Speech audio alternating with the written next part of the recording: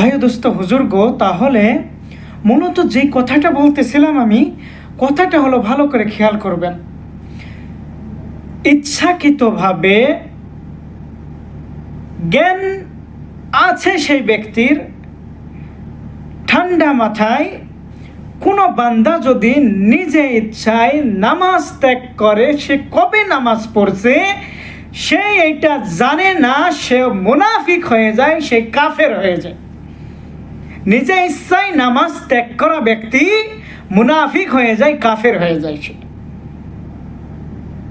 সে কবে নামাজ পড়ছে সে জানে না, কবে সে ফজরের নামাজ পড়ছে জানে না, কবে কতটা জুমার নামাজ সে পড়ে নাই জানে না।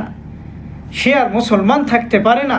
মুসলমানের পরিচয় মুসলমান নামাজওয়ালা হবে, মুসলমানের পরিচয় মুসলমান ইমানওয়ালা হবে, মুসলমানের পরিচয় হবে রসুলের সুন্নত আদর্শ দিয়ে তার জীবনটারে সাজানোওয়ালার নাম হলো মুসলমান।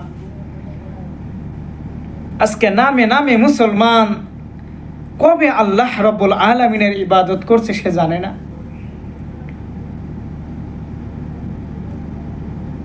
এক দল হলো জিন শয়তান, আর এক দল হলো মানুষ শয়তান। জিন শয়তান আর মানুষ শয়তান। জিনদের ভিতরে শয়তান আছে না নাই?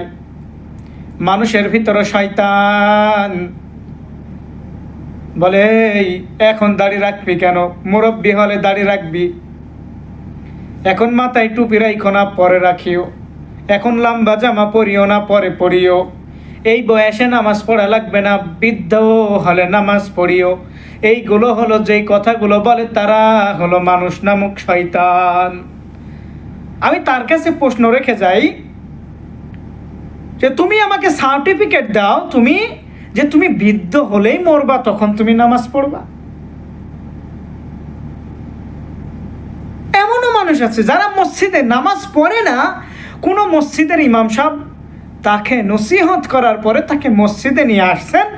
একদিন দুই দিন আনার পরে সে দোকানদারে তার কথা হচ্ছে, দেখো অমুক নামাজ পড়তে যাচ্ছে, তিনি নামাজওয়ালা হয়েছে। এই সমস্ত টিটকারি কথার কারণেই তারা নামাজ বাদ দেয়। এগুলো হলো মানুষরূপী শয়তান, যারা মানুষকে নামাজের ভিতরে ব্যাঘাত ঘটায়। একটা কথা ভালো করে শুনে নাও মুসলমান, নামাজওয়ালারা জান্নাতে যাবে, বেনামাজওয়ালারা জাহান্নামে যাবে, কোনো সন্দেহ নাই। এইবার আসো, নামাজওয়ালারা জান্নাতে যাবে, বেনামাজওয়ালারা জাহান্নামে যাবে, আমি কেমনে কই?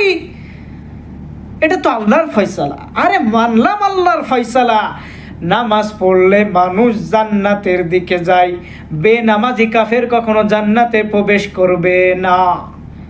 আর বান্দা যে নামাজ পড়েই জান্নাতে যাবে, তার হিসাব সে যদি নামাজ দিয়ে জান্নাতে যাইতে চায়, তাকে জাহান্নামের আগুনে জ্বলা লাগবে, তারপরে সে জান্নাতে যাইবে। আল্লাহর মহাব্বত, আল্লাহর ভালোবাসা আর আল্লাহর মহাব্বত যদি তার ভিতরে আল্লাহ রহমত তাকে না দিয়ে জান্নাতে ঢুকায়, কারোর ক্ষমতা নাই। এই জন্য ভাই বাবারা, রাগ করবেন না। ইচ্ছাকৃত যে ব্যক্তি নামাজ ত্যাগ করে সারা জীবনের জন্য, স্ব ইচ্ছায় স্বজ্ঞানে সে নামাজ ত্যাগ করে, সে মুনাফিক হয়ে যায়, সে মুশরিক হয়ে যায়, সে কাফের হয়ে যায়। মুসলমান তুমি, মুসলমানের একটাই পরিচয়, একটাই দাবি, আমি নামাজওয়ালা, আমি কোরআনওয়ালা, আমি সুন্নতওয়ালা, আমি ওলামা একরামদের সঙ্গে চলনেওয়ালা। এটার নাম হলো মুসলমান। আল্লাহ তাআলা আমাদের সবাইকে কবুল করো।